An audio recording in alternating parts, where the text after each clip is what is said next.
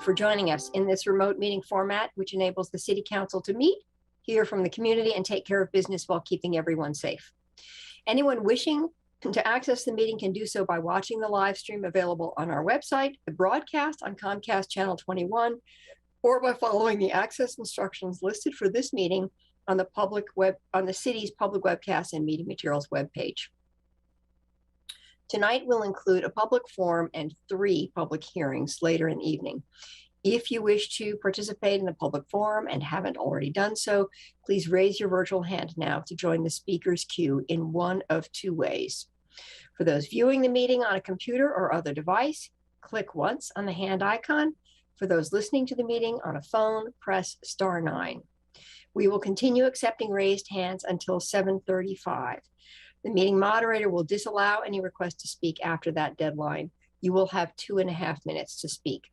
For those wishing to testify at one of the public hearings, please wait to raise your virtual hand until I announce that it is time to do so in my introductory remarks for each hearing. Requests to speak will be accepted until the first person begins testifying. As a reminder, speakers have the option of turning on your video when you're called on to provide testimony. As your turn is announced, the meeting moderator will temporarily promote you to panelist status, and you can unmute and turn on your video if you wish. And please use this in a responsible way. Our intent is simply to be able to see each other's faces as testimony is given. Finally, thank you everyone for your patience as we continue to work in this virtual format, which has gone on much longer than we ever imagined. As always, feel free to contact any one of us individually or together via email or voicemail if there is testimony you are not able to provide or wish to get to us in a different manner. Now I'll formally open the meeting with a land acknowledgement. Since time immemorial, the Kalapuya people have been the indigenous stewards to our region, building dynamic communities, maintaining balance with wildlife, and enacting sustainable land practices. Following treaties between 1851 and 1855, Kalapuya people were dispossessed of their indigenous homeland by the United States government and forcibly removed to the Coast Reservation in Western Oregon. The city of Eugene is built within the traditional homelands known as Kalapuya Ilahi. Kalapuya descendants are citizens of the Confederated Tribes of Grand Ronde Community of Oregon and the Confederated Tribes of the Siletz Indians of Oregon, and continue to make contributions in our communities here and across the lands. We acknowledge the inherent political sovereignty of the 9 federally recognized tribal nations in the state of Oregon and all American Indian, Alaska Native people who live here. Thank you. And with that, I'm ready to open the first item on our agenda, which is committee reports on items of interest. Are there counselors who have items or reports they wish to share? Councilor Syret. Thank you, Mayor. So I have 2 things I wanted to share, or one's a share and one's a possible diatribe. One's positive. The mayor and I went to a meeting that was organized by some folks in Train Song, specifically on Lassen Street, who reached out to me several months ago. And then this particular resident, went to other folks on his street, and we had about 12 folks there that we met. So these were residents, both owners and renters, also people who owned rental property in the neighborhood, and a gentleman who owns a big block of commercial property that also has housing on it. So the mayor and I had a very productive meeting. Now I have a big to-do list to follow up, but it was really great to make that connection with these neighbors in Train Song. And we are hoping, because we encourage them to look into reforming the neighborhood association there, which has not been active for several years. On a less happy note, I'm sure my colleagues and many watching this broadcast made note of an article in the Register Guard back on December 5th, headlined "Officials Disagree on Shooting." And the Register Guard looked in through public records request into the use of force board discussion over the fatal shooting of Mr. Rodriguez which occurred back on November 30th, 2019. And there were just a few insights from this article that really point out to me how dysfunctional this review board process is. So for one thing, part of the memo that came out of this reads that not turning on one's emergency lights is a tactic that benefits officers because it allows them to immediately place those we are contacting at ease. Now, I can tell you that if I'm pulled over by police, whether or not they turn on or off their emergency lights does not put me at ease. And so for our law enforcement folks to believe that that's the case, I think is a very problematic. And the other piece is the board felt that if Officer Teichel had been more decisive in placing Rodriguez onto the ground, the incident might have ended at that point. Placed him onto the ground for doing what? So this just says to me that they were saying, well, you should have just violated his constitutional rights much earlier in the process, and then the use of force wouldn't have been necessary. That might be true. He might still be alive today, but I don't believe that that is in compliance with our EPD policy. And I think belies, again, a very disturbing attitude on the part of the use of force board review process. Thank you. Claire, could you just clarify for people who are listening which board you are talking about? The article describes it as the Eugene Police Use of Force Review Board, but it is a board that is comprised of the Lane County District Attorney, folks from the police department, I believe the police chief, the police auditor, does not necessarily have direct input into the board's report, but they participate. And this is a statutorily required review, I believe, under state statute whenever there is a use of deadly force. Okay, thank you. Let's see, Alan, Councilor Zelenka, you had your hand up and it's gone, so you're done. Councilor Semple. Thank you, Mayor. I have happy news for a change. Today, the loo at the park blocks opened for business, your business. This has been a long time coming. It's taken lots of asking, lots of people, lots of efforts. I want to thank Downtown Manager Eric Brown for making this happen, but also being willing to try my many ideas before this one was the obvious solution. So I want to thank Eric. I want to thank Sue Sierra Lupe, who founded Occupy Medical and was its director for a very long time, who's been a relentless advocate to council for hand washing facilities and bathrooms downtown. So I know she's happy about this. And a shout out to our colleague, former Councilor Betty Taylor, who is also a staunch advocate for this. I'm hoping that we will replicate this and that we can use ARPA funds to do so soon. We're having a press conference and a grand opening tomorrow at 11 o'clock. So come on down. There's art inside this potty. We will have a ceremonial first flush and a cutting of the toilet paper ribbon. So a big thank you to everybody who helped with this project. It really is a happy and very needed thing.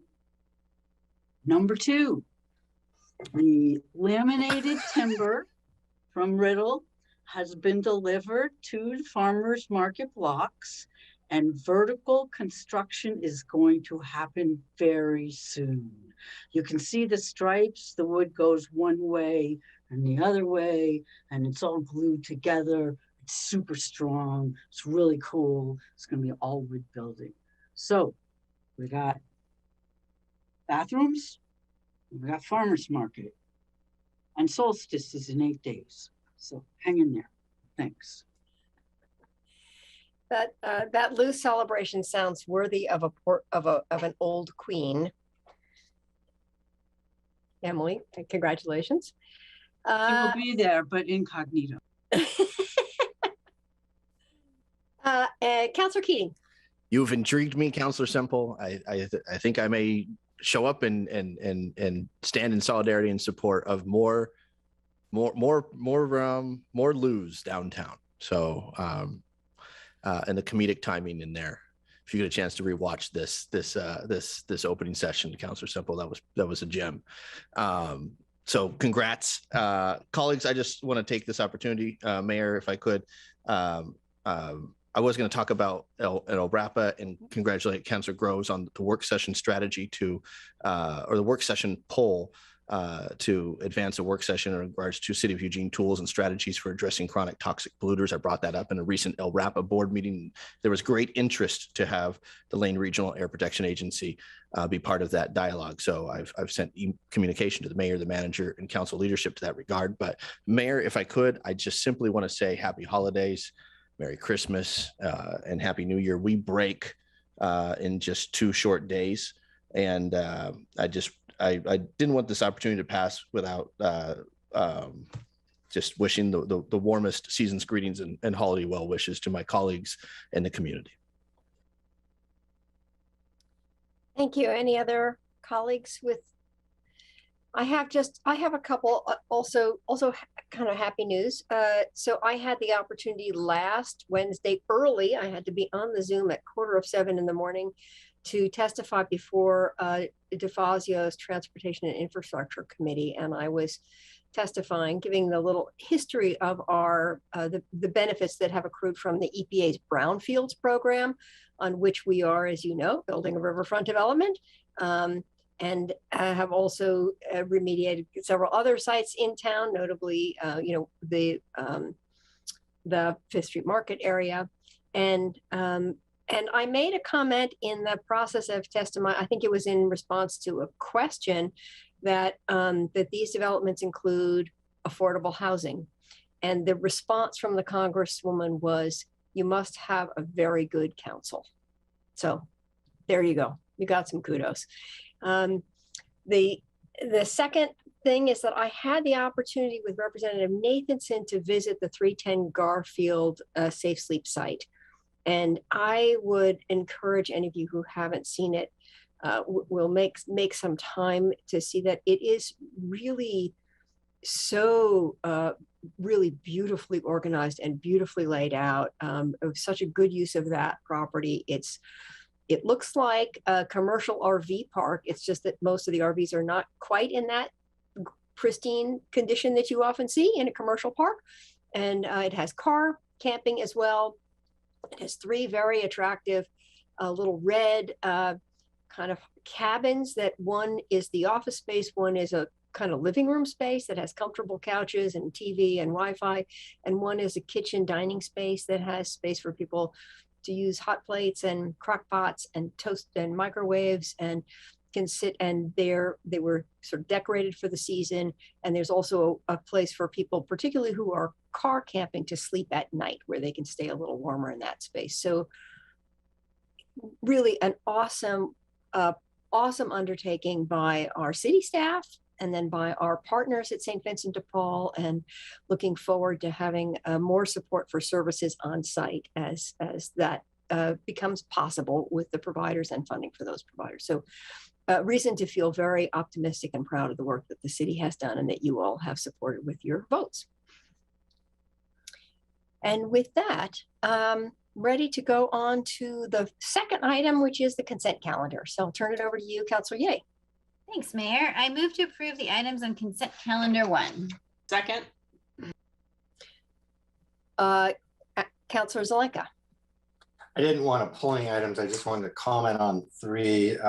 The Human Rights Commission appointment, Heather Merrick, Housing Policy Board and lawyer for legal aid. I think she's a great add to the Human Rights Commission.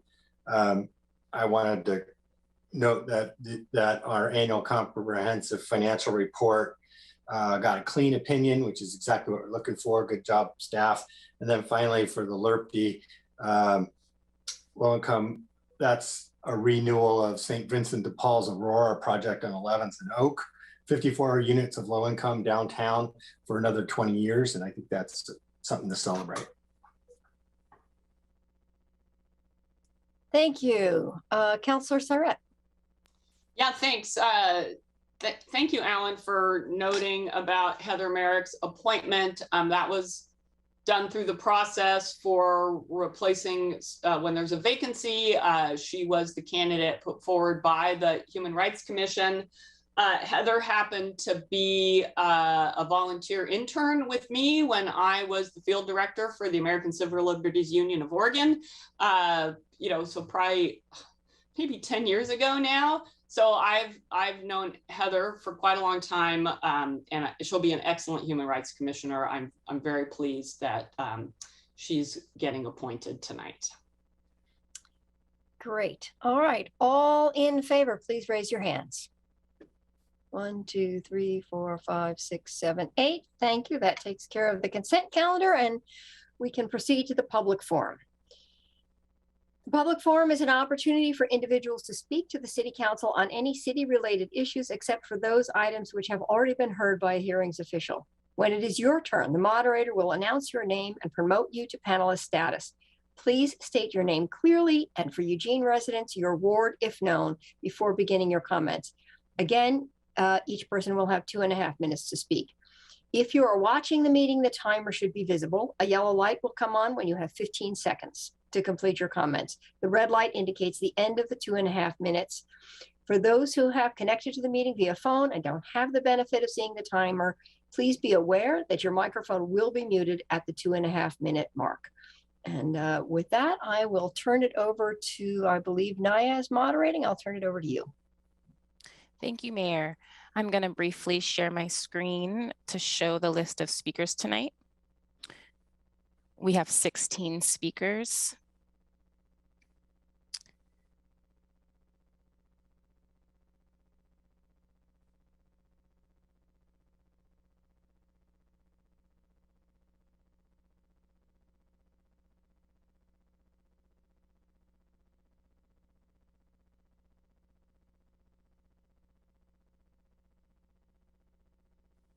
Okay, our first speaker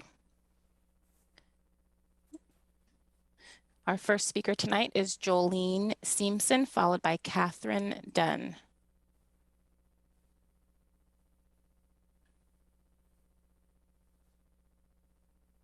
Jolene, please unmute. Hello, and season's greetings to Mayor Venice and city councilors. Thank you for this opportunity. I'm Jolene Simpson, and I'm a River Road resident. I'm speaking on behalf of the River Road Community Organization Social Justice Committee. I'd like to hold up a letter that we recently sent to city council members and the mayor, indicating support for the ad hoc committee on police policy recommendations. As noted, this letter and these policies were reviewed at multiple City of Eugene Neighborhood Association meetings in the past few months. The meetings, both with board members and general membership, led to lively discussions and further important information in our community. The work is particularly relevant tonight to the comments of Councillor Surratt made regarding the use of deadly force in 2019 that resulted in the loss of the life of Mr. Rodriguez, who was collecting cans in his neighborhood. Many of our neighbors have agreed to formally sign this letter in support. At least 2 other neighborhood groups have sent separate comments regarding this report. We urge all of you to commit and recommit to following through on these recommendations as a top priority in 2022. The work cannot wait, and it is long overdue. And I'm speaking on behalf of the River Road Community Organization. Other neighborhood groups that signed on include the Friendly Area Neighbors, Active Bethel Community, Whitaker Community Council, and Jefferson Westside Neighbors. Thank you very much. Thank you, Jolene. Next is Catherine Dunn, followed by Jacob True. Hello, everyone. I'm Catherine Dunn with Ward 5. I am a realtor and a rental owner, and I'd like to speak about the proposed rental protections. My partner Paul and I have owned rental properties for about 25 years now, and that's our retirement plan. Our properties are very well maintained, and most of the renters that we have stay for many, many years. We manage most of them ourselves. And being a landlord is risky business, I got to tell you. Select the wrong tenant who doesn't take care of your property, and it can cost you tens of thousands of dollars in repairs, well over the amount of a security deposit. And we should know, because over this past year, it's been crazy. We've had to refurbish 5 single-family residences. We've never had this situation ever before in the history of our rental properties. This year, 5 of them needed to be completely refurbished. 2 of them completely remodeled. There's really no way to collect from tenants who damage our properties. If you go to court, you can maybe win a judgment, but good luck collecting on that. So tenant selection and getting sufficient security deposits are key to being able to continue renting our properties. We only recently found out about the proposed renter protections. We weren't the only landlords who were unaware. Many were unaware of what was going on. And to help get the word out, we created a Facebook group for Eugene rental owners, and that's what it's actually called, Eugene rental owners. And now we have over 100 members who are interested in what's going on at the city and with these proposals. We don't understand why we weren't notified about this process. The city has every rental owner's mailing address, as we're invoiced annually to fund the rental housing program. We get notices when a tree is going to be cut down. So we're not quite sure why we were not notified about this. It may not be a normal city function, but since we fund the rental housing program and the city's considering having that same program fund new measures, then it should seem that we would be notified since we fund that program. But on the surface, it appears that some of these ordinances could benefit renters. However, most would be at the expense of landlords, which may be the straw that breaks the camel's back. It may cause some of them to consider selling their properties, especially since this is coming after regulations that, number 1, capped rent increases, 2, created more stringent eviction laws, and 3, put moratoriums on evictions with still no financial aid provided to landlords. Thank you, Catherine. Your time has concluded. Next is Jacob True, followed by Meg. Good evening. Can you hear me? Good. My name is Jacob True, and I'm here tonight to talk about a couple issues. But first thing I'll start off with, this supplemental budget that you are going to be discussing in coming up here briefly. We'll be allocating another $3.16 million to the police. And I noted, as I was reviewing through that, having watched the budget committee last Wednesday and through reading the document itself, that there were no funds set to be allocated for mental health crisis intervention programs such as CAHOOTS. I did notice that there is $1,500,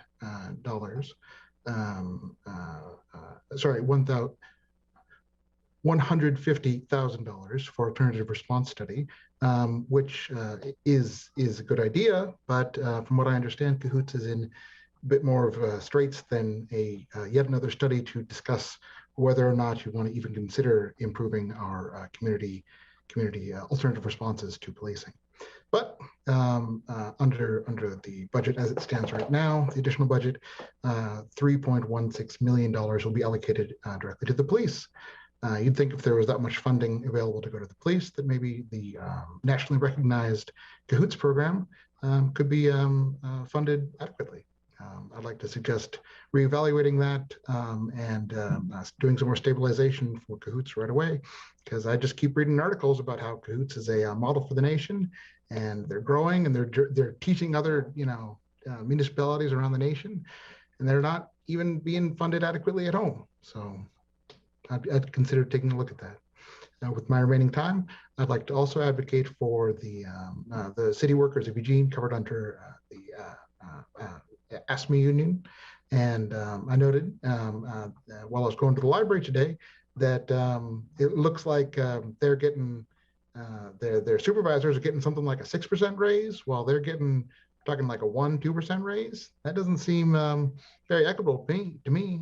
Folks out there were pointing out that a lot of the supervisors were working from home. All the folks out on the front lines during what is coming up to be the 3rd year of the pandemic aren't even recognized for their services. So please do consider both of those issues, and thank you for your time.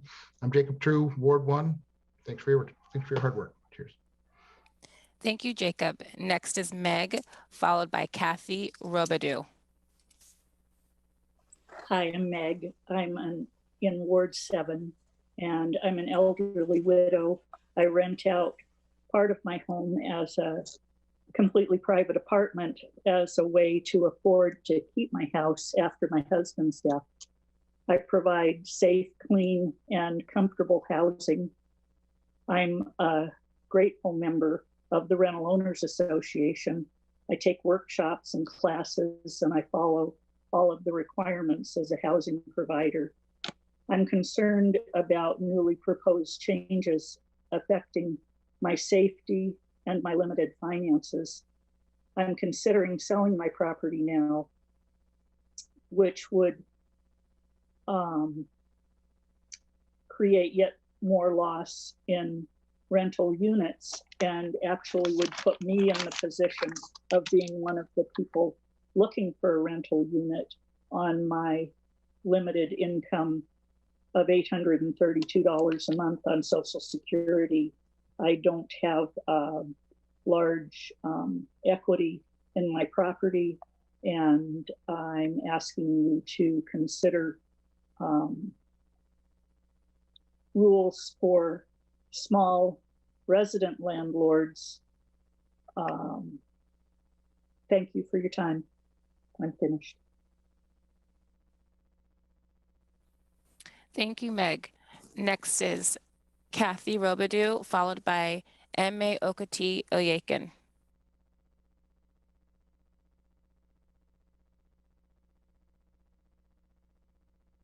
Kathy, please unmute. Oh, sorry. Hi, my name is Kathy Robidoux. I'm a principal broker with Coldwell Banker Professional Group and have been a realtor for 36 years. My husband and I own 3 rentals in Eugene and 2 in Springfield. We purchased these properties for retirement. My husband is already retired and I will be soon. We've owned these properties. Our current tenants have all been in there from 3 to 8 years.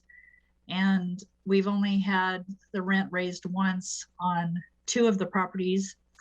I wanted to voice my concern about these new tenant provisions the city council is considering.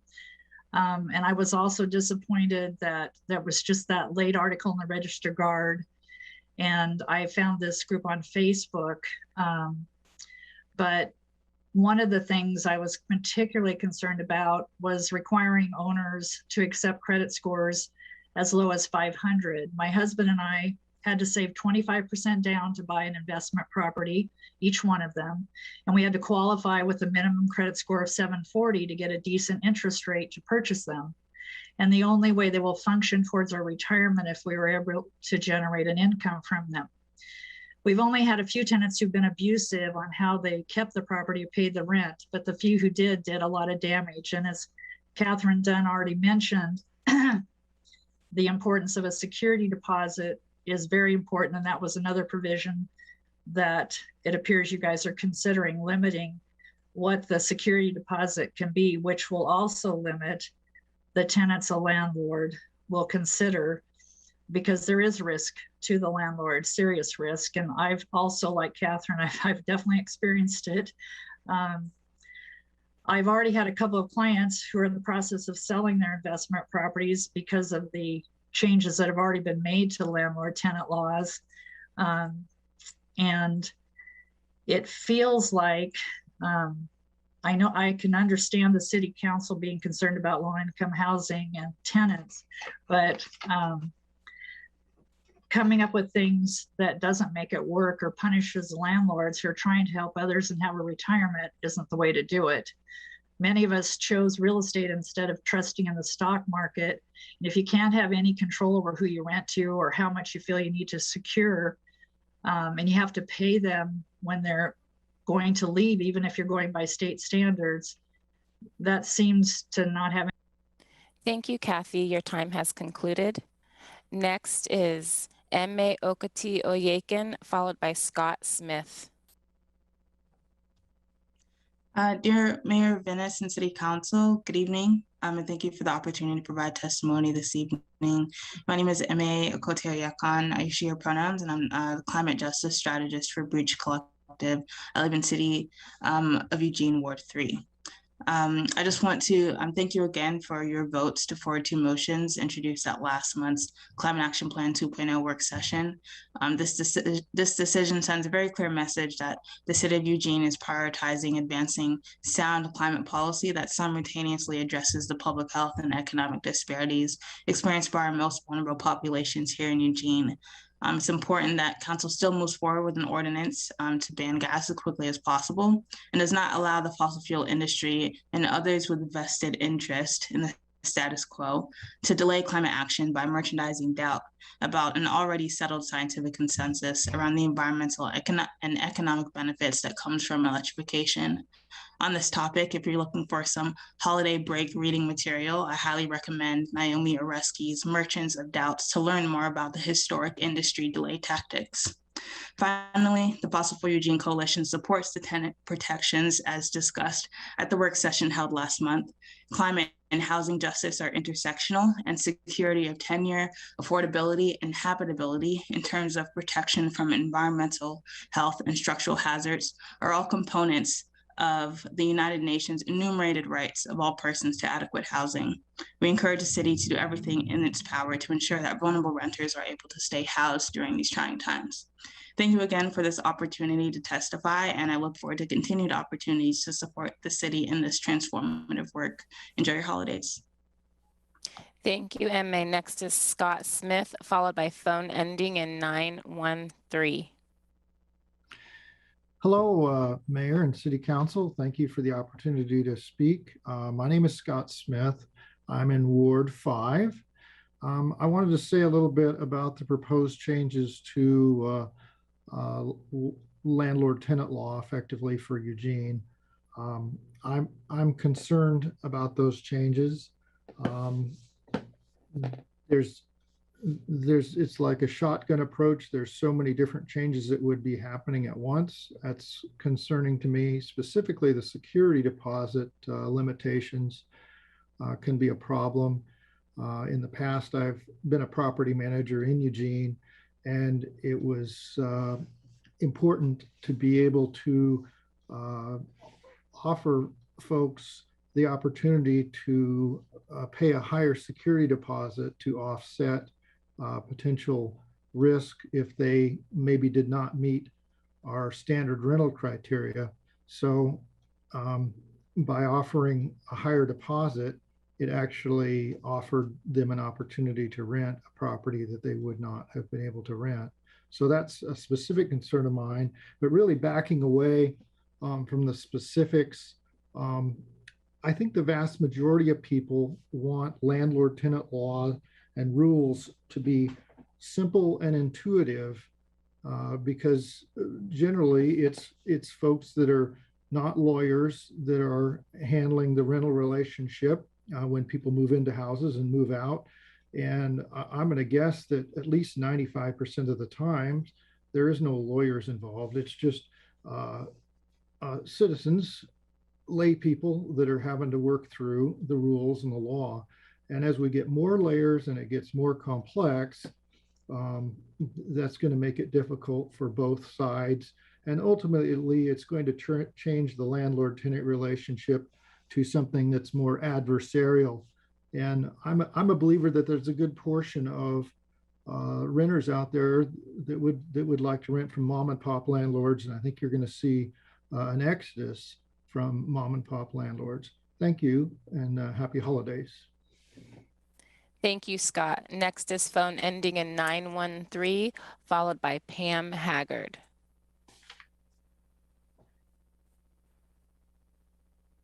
Phone ending in 913, please unmute. Hello. Hi, my name is Sabrina Siegel, and I want to bring to your attention that we, because of existing wireless exposures, we have a public health and environmental emergency right now. and it will be intensified to a cataclysmic level if we turn on the 5G in Eugene. And I wonder if you've heard this, you probably have, that in August, in the DC Court of Appeals, the DC Court of Appeals told the FCC in a landmark case that they have disregarded the mountain of science, which confirms the grave health danger from wireless microwave radiation exposures. And the FCC was ordered by the judge to revisit the real science to make significant safety standards that are based in science. And so this means that we have no existing safety standards for wireless technology at the moment. It's all up in the air. And the Building Biology Institute and thousands of scientists and doctors tell us that the current levels of exposure are hundreds, if not thousands of times of what is safe for humans and environment. And therefore, we must put a halt on the 5G technology in Eugene and everywhere, as well as a halt to the rollout and use of the dangerous smart meters that we have on our homes and businesses. It's very irresponsible and dangerous. And all the wireless use in schools and around town everywhere. We really have to revisit this. It's really an emergency and affects our health in every way. And it has to be halted until safe levels can be adjusted and determined. So this is the responsible action needed that we need to take in the city to protect the health. Thank you. Your time has concluded.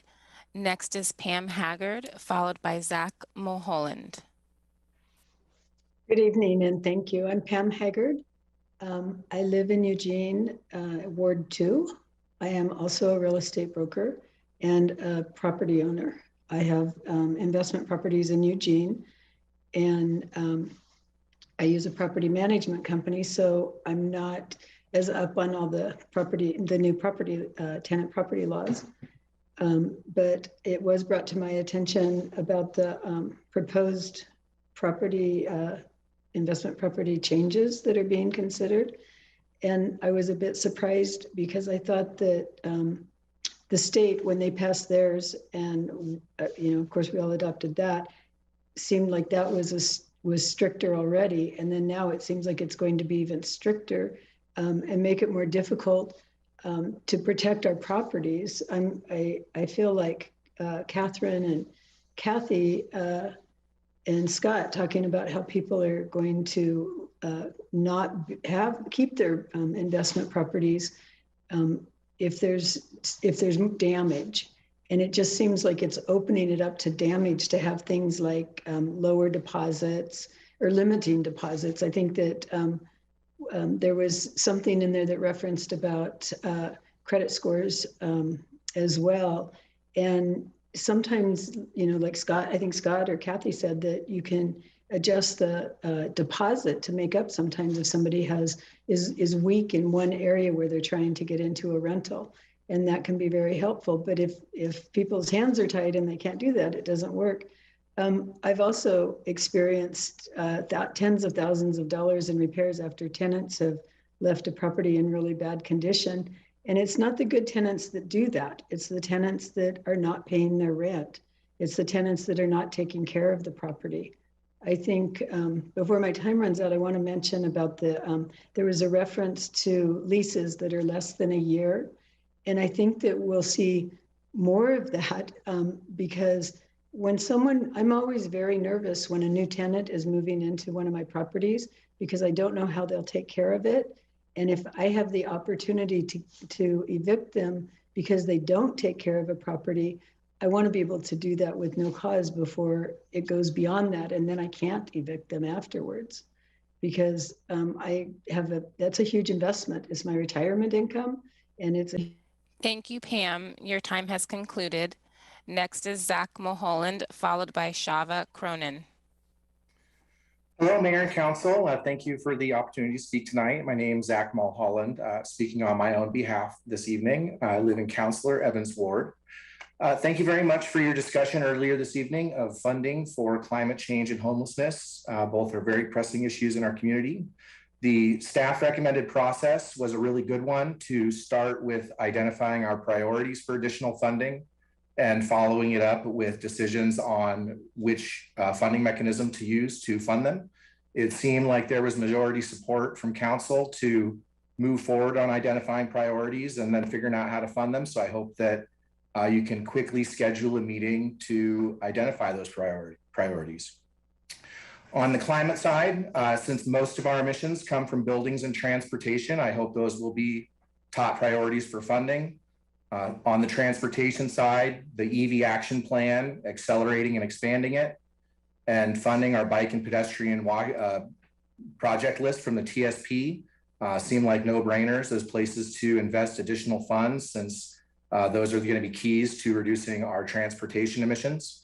And as the building decarbonization roadmap comes back, hopefully that'll also identify places we should put money on the building side when that comes back. On the homelessness side, I really appreciate hearing that from the mayor that you're planning on bringing the county and city stakeholders together to discuss next steps for homelessness and identifying priorities and hopefully some funding strategies. I hope you will include some state legislators in that conversation. The county bond that failed a few years ago, it's the funding plan where it was going to be almost 2/3 state funding. It would be nice if we could figure out how to fund some of our much needed homelessness services in partnership with our state partners. And I hope that that will be part of the conversation. So thank you all very, very much for your work. I've really appreciated many of the upcoming work sessions and some of the previous work, the motions on banning new natural gas infrastructure and the creation of the building decarbonization roadmap. So please keep it up and keep doing good work. Thanks so much. Have a great night. Thank you, Zach. Next is Shava Cronin, followed by Chad Mccarty. Hi, my name is Hava Cronin, but I'm also Eva, so I'm on there twice. I apologize. You can delete the Eva further down on the list. I live in Ward 7. I'm a homeowner, a former landlord. I've worked with low-income families for over 25 years at Head Start of Lane County, where I still work, and I'm a former board member for community-supported shelters. The housing crisis affects the parents and children I work with on a daily basis. I do my best to help parents navigate the scarcity of housing when they receive a no-cause eviction. Through no fault of their own, they have to find shelter either at the Eugene Mission, First Place Family Annex, motels, friends' couches, or their vehicles when they can't find another place to rent. Children living with instability can't learn. Social and emotional problems can occur when families have to live without knowing when they will find permanent housing.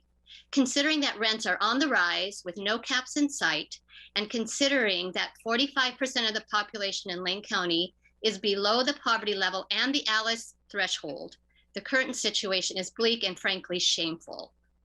I am pleased that the council is looking at implementing upstream solutions. Relocation assistance and a streamlined universal fee and application process for renters are absolutely needed.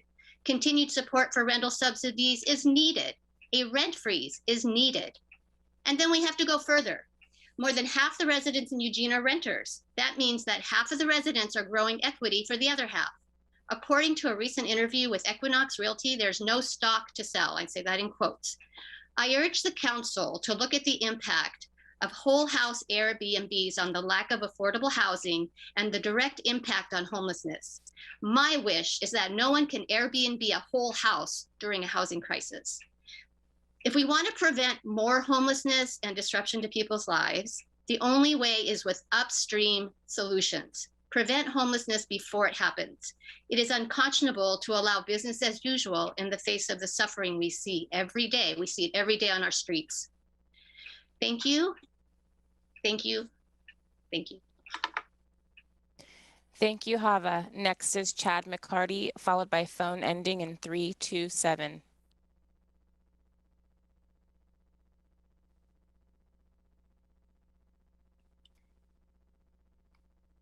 Hello, my name is Chad Mccarty. I'm in Ward 3, and I'd like to speak tonight about wireless safety once again. According to wireamerica.org, local authorities' hands are not tied by FCC orders 18-133 and 21-10. These are merely presumptive orders. These two orders are just statements of FCC preferences, not federal law. These two FCC orders represent massive FCC overreach, and neither order can wipe out local code or the US Court of Appeals rulings that were developed over the past 25 years. These rulings bind federal district court judges to the established test of significant gap in telecommunications coverage and the requirement to use the least intrusive means to remedy a proven gap. I would like to submit into the public record tonight 2 URLs that go to PDFs, which are 2 volumes, the first 2 volumes in 27 volumes of the court filings for the recent federal court case in which Children's Health Defense, Environmental Health Trust, and other environmental groups sued the FCC and won in federal court. And in these documents, they outline over 3,000 scientific studies showing harm to human health from existing wireless technology. That is the non-ionizing radiation represented by these by current wireless technology. Lastly, I'd like to zoom in on one particular study. I think it's an illustrative study. And this study, well, I guess I'm running out of time here. So I would like to just conclude by saying we don't need new exposures. Please do not turn on new 5G towers. Get them out of residential areas by modifying city code, which is well within our legal rights. Thank you. Thank you, Chad. Next is phone ending in 327, followed by John Borofsky. Phone ending in 327, please unmute. Hi, this is William Smith from Ward 1. Can you hear me? Yes, we can hear you, William. Great, thank you. I'm here to follow up on wireless safety and broadband infrastructure comments I made last forum. First, I'd just like to second the comments by Sabrina earlier and also by Chad. And going back to broadband infrastructure and wireless safety, last time I mentioned that many cities are pushing back, finding ways to push back against the telecom monopolies and their allies in various legislative bodies. And they're doing so for important reasons. And I mentioned two of the reasons: economic development and then social justice. And I think both of these are illustrated well by conversations I've been having with parents and mothers in particular who are really concerned about what all these wireless devices are doing to their kids and their attention span and their health. And they're also concerned about their monthly Wi-Fi bills, the money that's going to these telecom monopolies, more specifically to their remote shareholders out of our community. And so they're asking, when I tell them what I've been doing and how I've been talking to you, they've asked me to please make it clear it will make a big difference for their kids. If you help expand the downtown fiber optic infrastructure to take fiber optic connections to people's homes and businesses across the city, just like in Chattanooga, and thereby give people an option other than dangerous wireless devices in their homes, and also help them save a lot of money that could be spent on their kids' basic needs and on local businesses, thus building the economy, hence local economic development and social justice. Thank you. Thank you, William. So it looks like we had Ava had your hand raised. I thought that was Hava. So Ava, I wanted to give you a chance to communicate with us because I lowered your hand and it kept going back up. Right, yes, I just wanted to be clear that there's two different people. So yes. Okay, so this is okay. Can you hear me okay? Yes, so go ahead when you're ready. Okay, thank you. So I just wanted to say that I have given you testimony before about my radiation sickness and electromagnetic sensitivity, and that doctors and judges have affirmed this disability, and I've submitted documentation to you. I have also submitted the ruling that happened that people have referred to tonight that happened on August 13th of this year. The U.S. Court of Appeals has affirmed what I and others have been telling you for years now, that the FCC radiation exposure standards have not been shown to be protective of health, children, or the environment.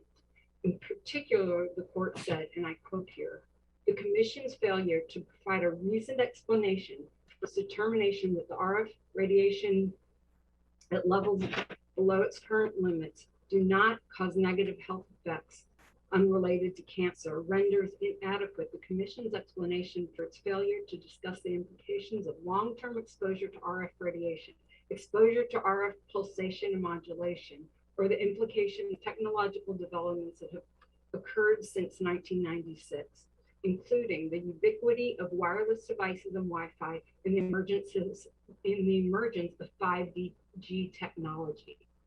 This is from the court, and that means it's law. Therefore, the wireless smart city that you want to implement on the city is illegal.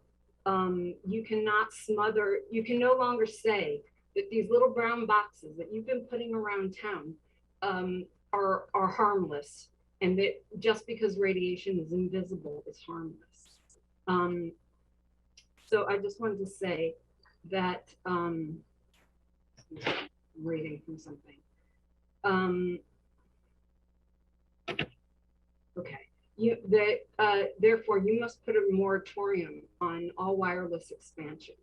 The only radiation you're permitted is for outdoor phone calls. You can put a hardwired grid around town with plug-in booths and outlets where people can plug in their devices all over the city wired, not wireless. And this would be a socially responsible and environmentally sound thing to do. I and others are happy. Thank you, Ava. Your time has concluded. Next is John Borofsky, followed by Catherine Rogers. And John, it looks like your hand was lowered. Did you still want to have an opportunity to speak? No, thank you. No, I plan on testifying on the public hearings, agenda item 5 and agenda item 6. Thank you. Okay, thank you, John. So our last speaker is Catherine Rogers.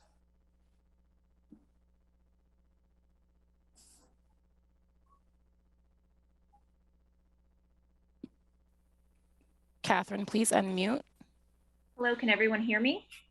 Yes. Hello, good evening, counselors. Thank you for your time. I'm from Ward 7, and I'm on here. I just want to introduce myself. I work in the dental field in Eugene. We've lived here for about 15 years, and I just wanted to address basically the renter protection recommendations that you guys are considering passing. My husband and I had quite the scare, I think like everyone else, in the recession with the stock market. And so Since then, we decided to diversify just for retirement benefits. And we've invested, we've scraped and lived in tiny houses and put everything we could together to, acquire a rental property for ourselves. And we've done that successfully, and we're proud of ourselves. But I just am concerned a little bit about some of the stipulations you guys are discussing and potentially putting forward. One is the funding support services that increase the rental housing code, door tax to fund rental housing navigator position, and on and on. And I just think that, maybe you could look at that and consider an equal opportunity for landlords as well. I know Tia Pilates, the rental housing support services, and she has her iron in so many fires. She really does try and support all of us, but she can't do it on her own. And I feel like landlords also need a little bit of advocacy and a voice as well, not just tenants. My husband and I just rent on our own. We don't have a rental agency or anything. And so, we know the families. We go over there and do maintenance. They call us if the smoke alarm doesn't work or whatever. And so we're invested in the community. We make sure that the neighbors are happy and there's no conflict. And in 5 years, we've never evicted anyone. And so I did hear Eva's comment about, people getting evicted, but I want to know that there's great landlords in this city and really great renters too. So that's fantastic. And I just ask that you guys give us more time. This was really short notice for so many of us in town, especially us just, single family rental mom and pop ones. And so if we could just get more information, or you guys could do more background research on a lot of the things you're suggesting, I feel that would be beneficial. And with my last 10 seconds, just a quick shout out to Jacob Truer. I loved his comments on supporting Cahoots. And so I just wanted to include that. I think Cahoots is a great, great thing for this community. And I wish more people had that opportunity to have that in their community. Thank you, Catherine. And Mayor, that concludes the public forum. Thank you very much, Naya, for moderating, and thank you to all of you who testified. I think it was a good diversity of comments. Appreciate the landlords stepping forward with their concerns, and a few of you speaking about 5G. We haven't really had much public comment. William Smith has been faithful, but hopeful to hear from some of the rest of you. Looks like Councilor Surratt has some comments. I'll turn it over to you. Thank you, Mayor. Yeah, thank you everyone who came to speak. A few folks from Ward 7. Always love to hear from my ward constituents. So I wanted to respond mainly to the concerns around our renter protection conversation. So we've only had a single work session, and it was to review recommendations that came down to us from our Housing Policy Board, which includes representatives who are landlords and property owners. And this kind of work, several of you are kind of complained that we didn't give notice, that you got caught by surprise. Well, that kind of work session doesn't trigger the kind of public outreach you might be expecting, because it was just a conversation and it wasn't known until the end of the work session whether or not any of those ideas would move forward in any format. I did want to ask the city manager if she could just repeat the motion that was made at the end of that. And I'm doing this just to educate folks so you know where you stand and a little better what's going on. Yeah, so the specific motion, actually, I don't have that language. I'm sorry. I knew you were going to want to know about what the intent of it was, but the motion directed me to come back with the feasibility and resources needed to implement the renter protections that was consistent with what the Housing Policy Board recommended to you. You also had some additional conversations about other things you'd like me to see, and I committed to sending back out a communication to you outlining, like, these are the things that I heard in that work session. There's about 6 of them. I actually have an email ready to send to you now that outlines those as well. So was a very early conversation that came after a couple of years of work by the Housing Policy Board, and very clearly you wanted to hear more about, are these possible? What resources would it take? What are the impacts? Yeah, and what also Councilor Clark and I both mentioned wanting to be mindful of unintended consequences. So out of that work session, we asked the city manager for this follow-up work We will likely have another work session. And then there we may decide to move some of these things, whether the way they came out of the Housing Policy Board or some modification or new things, to a public hearing with a draft ordinance. So there'll probably be at least 2 meetings before that happens. And then there's a public hearing, which does get public notice. That would be a great thing to put on the Facebook page to say, hey, the public hearing's happening here. Here's how to sign up to give public comment. We may actually be meeting in person again then with a hybrid format, so folks can also call in. So I just wanted to clarify that we haven't made any decisions. We're in a discussion. We probably will reach a point where we're putting things forward for a public hearing. So there's plenty of time for additional input about this topic. And then on the internet, I did want to say, so the city has made a plan, has a commitment to expanding our high-speed fiber to the rest of the city. It's, you know, we've started with downtown and now we've been looking for funding to continue the expansion. There is likely funding that we could get from the just passed infrastructure bill to move our plan forward, but it will take time. But that is our intention. Thank you. Thank you. Any other counselors with any other comments? All right, thank you all again for taking the time out of your evenings to appear before us and for sharing your thoughts. And with that, I am now adjourning the meeting of the Eugene City Council and calling to order a meeting of the Eugene Urban Renewal Agency for our next item, resolution acknowledging the receipt of the annual financial report of the Urban Renewal Agency of the City of Eugene for the fiscal year ended June 30, 2021. And I think I may just turn to the agency, I guess, Jennifer, I don't know what your title is when you're not counselor, but agency president, agency chair. Agency, according to my paper, Urban Renewal Agency president. There you go. There you go. Oh yeah, so it says that. Okay, if you want to put a motion on the table. I do, yes, thank you. I move to adopt a resolution acknowledging the receipt of the annual financial report of the Urban Renewal Agency of the City of Eugene for the fiscal year ended June 30th, 2021. Second. Are there questions, comments, discussion on this item? Okay, well, with that, then all in favor, please raise your hands. 1, 2, 3, 4, 5, 6, 7, 8, and that passes. Thank you very much.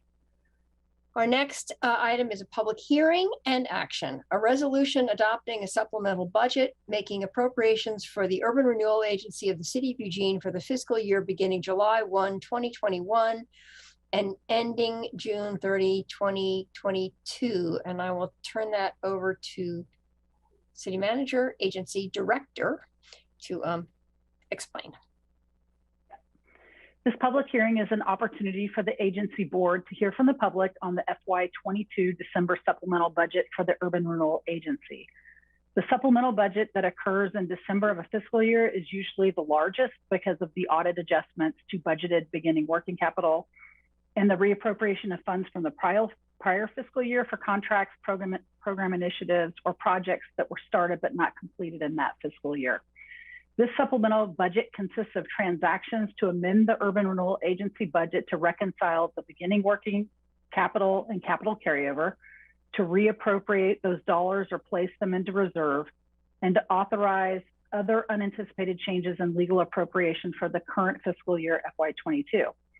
This supplemental budget for the URA also includes one-time funding to reimburse the city for the purchase of the former manufactured gas plant site, the eWeb MGP site that we've talked about, funds for downtown Willamette Connector and downtown open space streetscape improvements, a loan from the city's fleet services fund to the URA for downtown capital projects, and recognition of a contribution from Lane County towards the Farmers Market Improvement Project.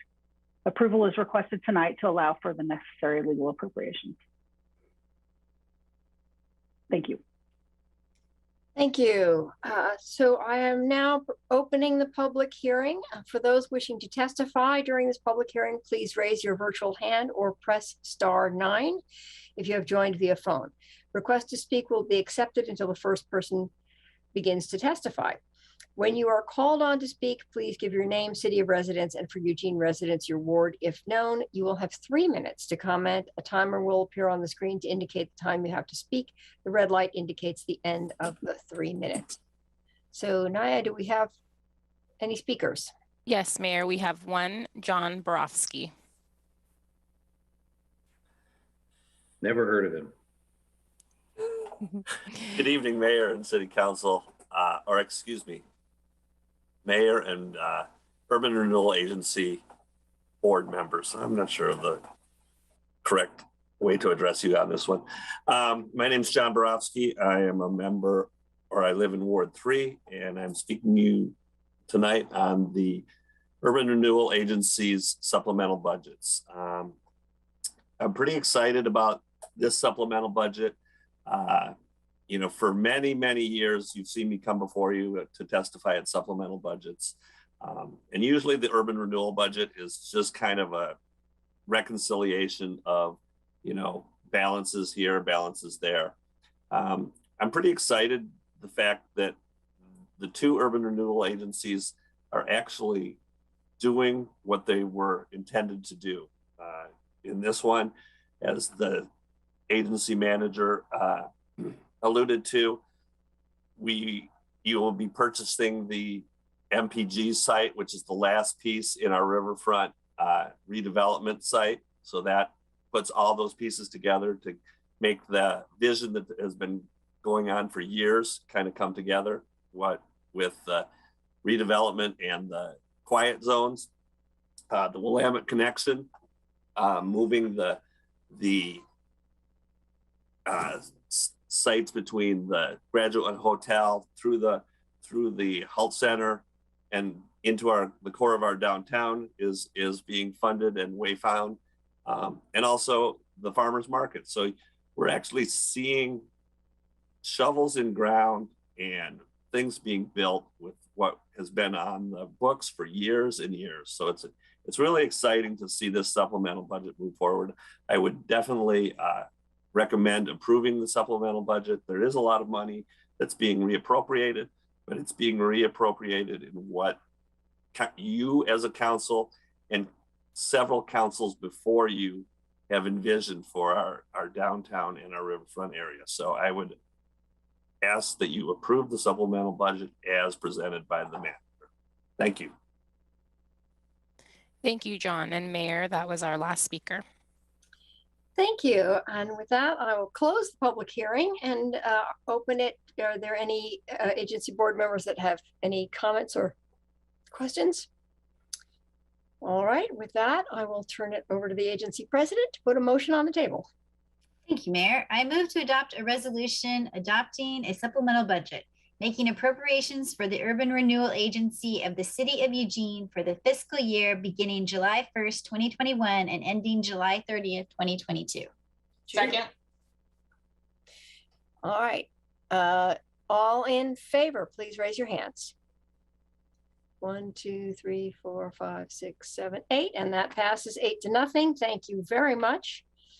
And now I adjourn the meeting of the Eugene Urban Renewal Agency and reconvene the meeting of the Eugene City Council for item number 6, a public hearing and action, a resolution adopting a supplemental budget making appropriations for the City of Eugene for the fiscal year beginning July 1, 2021 and ending June 30, 2022, and turn it over to the city manager to introduce. Thank you, Mayor. This public hearing is an opportunity for the council to hear from the public on the FY22 December supplemental budget for the City of Eugene. The supplemental budget was made available to the public and advertised through multiple avenues, including the budget interested parties list and there's a legal ad in the Register Guard on December 7th. The supplemental budget adjusts the adopted budget for audit adjustments, including beginning working capital and capital carryover, recognizes new revenue and allocates resources for other unanticipated changes and legal appropriations to make progress on previously directed council initiatives. You guys know how I love to go through this detail. The supplemental budget also allocates a significant portion of our American Rescue Plan Act funds toward council priorities, including early investments in community services, shelter strategies for the unhoused, continuing response to the pandemic, and other investments in our financial stability. Additional investments on the supplemental budget include the $900,000 general capital transfer, which is a priority for marginal beginning working capital previously established by the council, the $500,000 transfer to the Affordable Housing Trust Fund, funding to develop a climate roadmap for how the city can achieve decarbonization of existing building stock by 2045, an increase in the council contingency reserve, and advancing community safety initiative strategies funded through increased revenues in the prior fiscal year. After the proposed supplemental budget actions, the reserve for revenue shortfall will total $13.1 million or 7.1% of general fund expenditures, which is still a little bit below your 8% target level. Approval is requested tonight to allow for necessary legal appropriations. Just a reminder, the Budget Committee did meet to review the proposed supplemental budget on December 8th. We're here and available for questions. Thank you.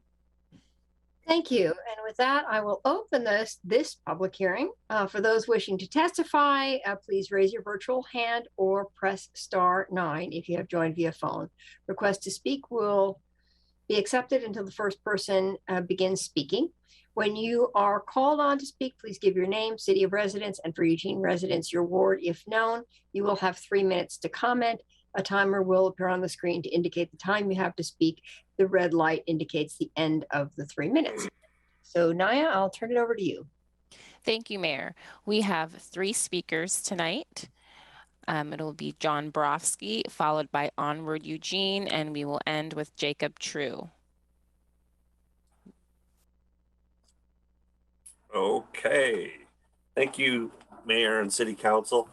My name is John Borofsky. I reside in Ward 3. I'd like to speak to you tonight on the supplemental budget for the FY22 supplemental budget. I was pleased to see when the supplemental budget came out, the rosy forecast that was displayed with the property tax collections being up almost 2% from what we had anticipated when the city manager first proposed the budget back in May. That was good to see. I'm glad that the city's finances are heading in the right direction. Couple of things to bring up that I am happy to see as well. I think the priorities that you put forward through the budget committee and through the city manager and you guys' direction in the way you're spending the ARPA money is correct. There's a lot of money for the unhoused and that situation that we're dealing with in our community. The one thing I am concerned about is that you're putting a lot of emphasis on the safe sleep sites and the parks and those types of things, but not so much on the continuum after that. As a member of the Affordable Housing Trust Fund Committee, I see that is an opportunity for possibly some of the ARPA money to go in and help move us along the continuum so that we don't have to just have nice, safe places for people to put their tents. We actually have doors that they can close and lock. With that being said, the Affordable Housing Trust Fund Committee at their last meeting did make a motion to restore the $500,000 that was allocated for rental relief early on in the pandemic that could have been used for moving forward with helping get actual affordable housing storefronts built. I know at this point, the chances of amending this budget won't happen this evening, but I still would like you guys to think about putting that money back there. There is an allocation for $500,000 for that trust fund, but that is a commitment that was made back when the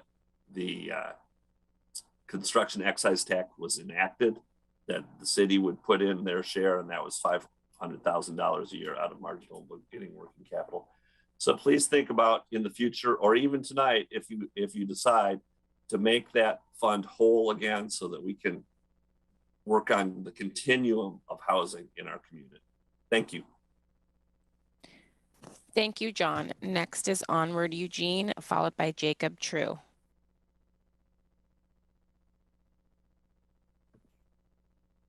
Good evening, City Councilors and Mayor Venice. I'm happy to join you all here tonight for this public hearing. First, I want to give sincere thanks for your work this evening and many others. I know you have a lot before you, and I appreciate this time. My name is Samantha Roberts, and I am the new Director of Business Advocacy for the Eugene Area Chamber of Commerce, of which I represent this evening. We represent over 1,100 businesses here in Eugene, many that have been negatively impacted by the greatest public health crisis of our time. And I'm glad to be here tonight to help you keep top of mind the critical needs that this part of our community still faces. You have before you tonight the important task of appropriating the transformational investment of our federal government to local communities, one of the largest windfalls of revenue Eugene has ever seen through the American Rescue Plan Act. We first want to thank you for listening to our concerns in funding important needs like housing and homelessness, like John has mentioned. We understand that with this iteration of ARPA funding, the city hopes to stabilize the organization, and with higher than anticipated revenue in the payroll tax and property tax, we look forward to seeing our community recover. As you consider the supplemental budget before you, an additional windfall to come in June of 2022, we ask you to consider 3 key areas to help our community continue to move forward. First, support ending the housing crisis, not only with current proposed allocations into the homeless system, but by additionally replenishing the Affordable Housing Trust Fund, moving our community through the housing continuum and supporting investments in workforce and market rate housing downtown. 2, support workers by having a better understanding of childcare needs in our community and the development of workforce housing. And 3, continue to support businesses in Eugene that have seen a dramatic increase in property crime and vandalism associated with many of the unsanctioned camps around town, which has caused them to have to financially support their own security and cleanup efforts due to the city's inability to respond to those issues. Again, we appreciate that some of these things are included in this round of funding, but recognize that others are not. We hope you will consider the impact of this enormous amount of funding can have on our community and consider focusing the next round of investments on these additional areas of need. Thank you so much for your time. Have a great evening. Thank you, Samantha. Next is Jacob True. Good evening again. My name is Jacob True, and I'm in Ward 1. Just wanted to make a couple of points here. First up, while the need for more housing is extremely evident in this community, we shouldn't limit ourselves to thinking about only affordable housing. Low-income housing is the area that we have the greatest deficiency in. Places for the actual, folks doing the work around here it's what's most urgently needed.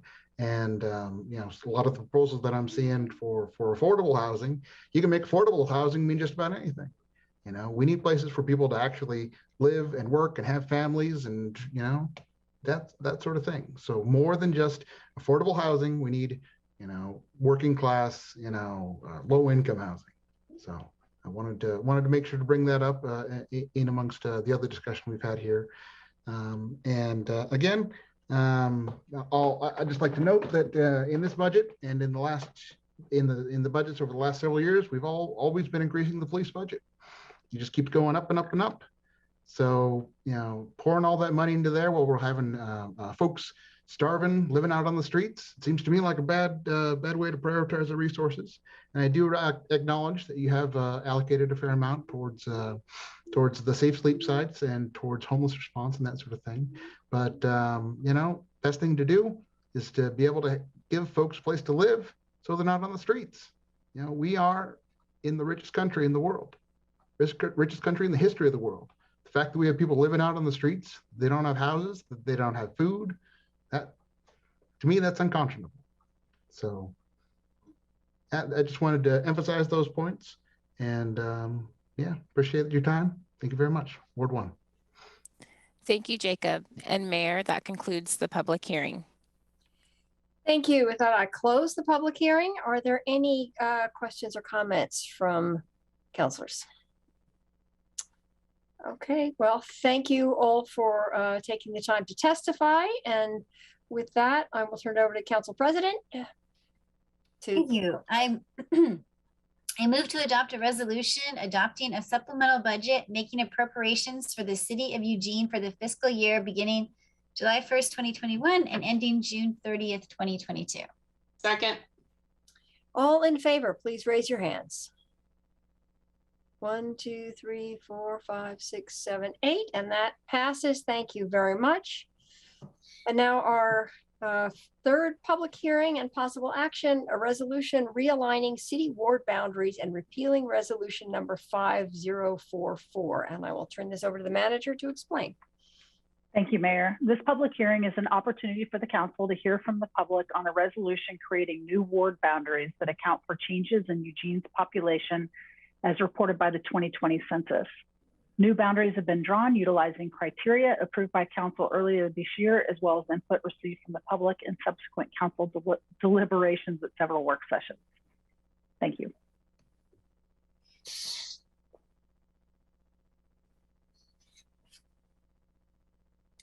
Now open the public hearing. For those wishing to testify during the public hearing, please raise your virtual hand or press *9 if you have joined via phone. Request to speak will be accepted until the first person begins to testify. When you are called to speak, please give your name, city of residence, and for Eugene residents, your ward, if known. You will have 3 minutes to comment. A timer will appear on the screen to indicate the time you have to speak. The red light indicates the end of the 3 minutes. And Anaya, do we have anyone signed up to speak? Hi, Mayor. No, we do not have anyone signed up to speak. All right, well, with that, I close the public hearing. Are there any questions or comments from councilors? Yes, Councilor Clark. I just, again, thank you, Mayor. I want to compliment our staff, Jason and all those who came up with the strategy for how we might do this work. I thought it was sound and logical and reasonable and in keeping with the way the law specifies we're supposed to do this work. As opposed to other governmental entities who fumbled it and, you know, gerrymandered it and had controversial outcomes. I think we did a fantastic job with it. So I just wanted, again, to congratulate staff for presenting a way to go through this that made it easy for everybody, in my opinion. Councilor Groves. Thank you, Mayor. And I intend to vote in support of this tonight. But with that said, I would like to encourage staff before we do this again in 10 years, or whatever council is sitting here in 10 years, that we give a little deeper dive into this in enough time ahead of, you know, getting down to crunch time like we are now. I just think it's worthy of taking the time to really do a more in-depth study of this issue and what makes the most sense. But I certainly don't want to delay this any further. So as I said, I will be voting in favor. Thank you. Thank you. And with that, I'll turn to Councilor Ye to put a motion on the table. Thanks, Mayor. I move to adopt a resolution realigning city ward boundaries and repealing resolution number 5044. Second. All in favor, please raise your hands. 1, 2, 3, 4, 5, 6, 7, 8, and that passes 8-0. Thank you very much. Very productive meeting, interesting, and have a good night, everyone. We are adjourned.